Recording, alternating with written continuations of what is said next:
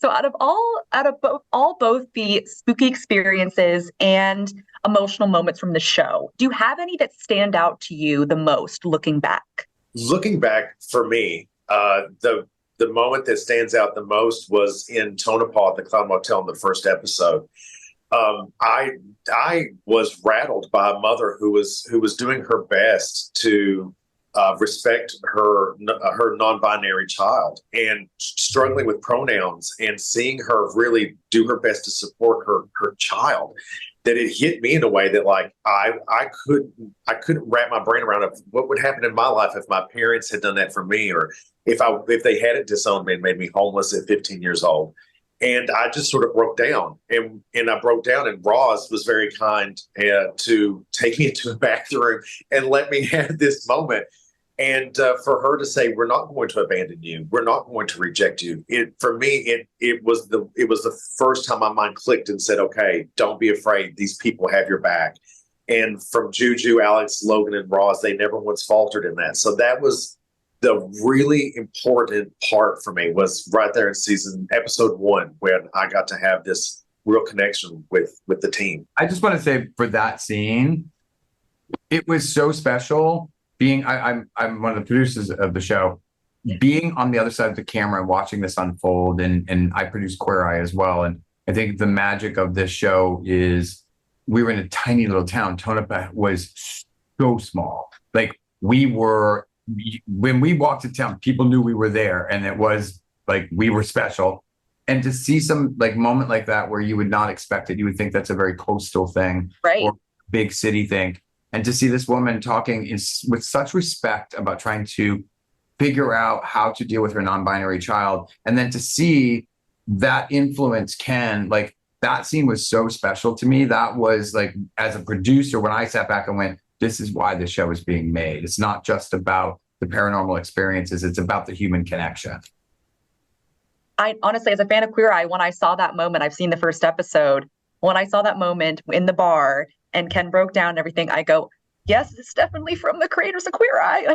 Because I just started bawling. We were all crying on set too. Like, and I've been through 20 years of Queer Eye, and that moment was so special and so beautiful. Everybody had tears in their eyes. Yeah, I was in my office and they're like, I think you're watching a scary show, Paige. And I'm like, it's not just like that. So, it's a tearjerker. So Kristen Stewart is an executive producer on this show. What was it like working with her? And did you try to get her involved in the ghost hunting as well? Did anyone else try to get her into it? It was great working with Kristen. She's such a good and grounding energy. Like, being around her, like, she just brings a level of calm. And maybe one wouldn't think that because we're like, it's Kristen Stewart. But, like, you know, she's so chill. She gives great advice. She kind of really helped, at least for me, especially with the last episode, like me even finding my words or what I'm saying and being intentional about my thoughts on what's happening in the investigations. Like, she was so amazing to work with. We didn't really pull her into the investigations too much, but she was around for one in particular. But yeah, it was such a great opportunity to be able to work with her. And she was just like such a light and a force to be around, like, truly. So it's obviously a scary time for the queer and drag communities. When traveling to some of these locations, were you guys concerned at all for your safety, or experienced any pushback for filming from any locals? We didn't experience. Oh, sorry. Yeah.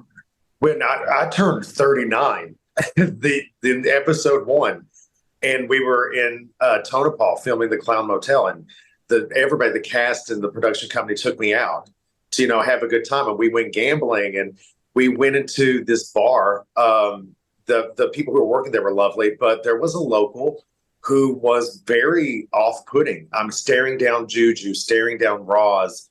It made everybody uncomfortable. And toward the end of our time at that bar / casino, he looked at me and said, "Your parents must be terribly disappointed in you. Looking the way you do and being where you are, they have to be ashamed of you." And I have dealt with that kind of mentality my whole life. So I was trying to diffuse the situation. But CJ Romero, you know, one of the producers, stood up and was like, "Absolutely not. This is not happening. This is not going out. Think how you were looking at Juju." And he stood up and was like, "Get Ken out." They surrounded me, took me out. I never once felt afraid. Although in retrospect, I should have. But in the moment, CJ was up. The even the people who did audio and the people who were on the back end of the program had my back. They literally took me across the street and we did karaoke until 2 a.m. It was amazing. So a relatively dangerous, scary situation it turned out to be absolutely nothing to worry about because the team took amazing care of us, just amazing care of us. I felt totally safe from before then and on.